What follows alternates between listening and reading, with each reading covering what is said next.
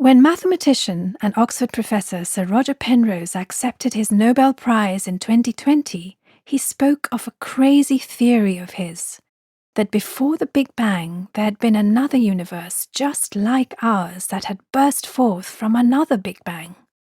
According to his theory, there was an eon before ours that was just like ours, and an eon before that, and another before that, ad infinitum. Penrose's theory would resonate with many communities around the world, including the Junkwazi of Botswana, who think of time as a rhythmic cycle, with neither a beginning nor an end. Life happens in a plexus of multiple repeating rhythms, characterized by the predictability of the seasons and the metronomic periodicity of the movements of the sun, stars, and moon. Anthropologist James Zussman writes in Affluence Without Abundance.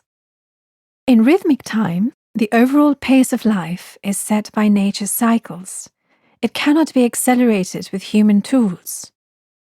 The sun's rise and fall, for example, defines the cycle of day and night, and try as you might, you cannot make the sun rise or fall sooner or later than it inevitably will.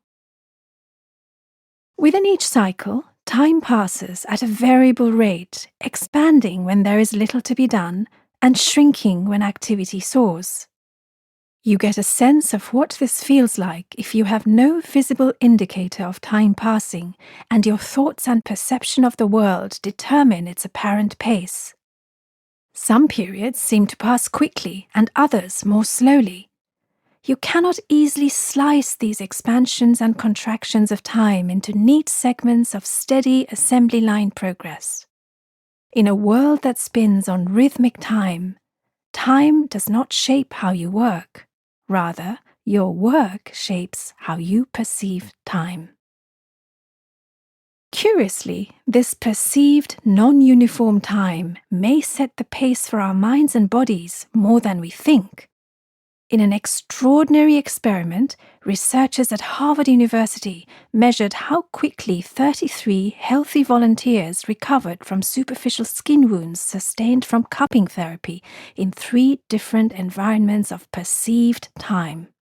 Each volunteer sat in front of a clock that had been manipulated to run half as fast as real time, twice as fast as real time, or at the pace of real time. The results were astonishing. When the volunteers believed time was passing faster than it actually was, their wounds healed faster. Stone Age Economics, written by the late anthropologist Marshall Zarlens, is a rich anthology of first-hand accounts of hunter-gatherer community life from different corners of the world. The accounts paint a rhythmic pattern of work and rest such that people would work hard for part of the day and then spend a longer time in relative leisure.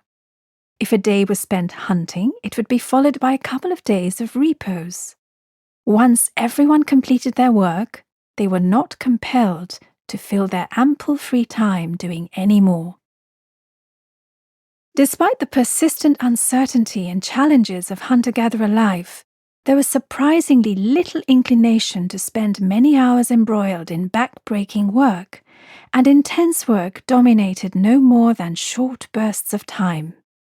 As Czech anthropologist Leopold Pospisil, who did extensive research on the Kapauku people of Papua, describes in Zarlens's anthology, only every other day is supposed to be a working day. Such a day is followed by a day of rest in order to regain the lost power and health. When their work called for hard labor for longer periods, they would relax for a period of several days, thus compensating for their missed days of rest.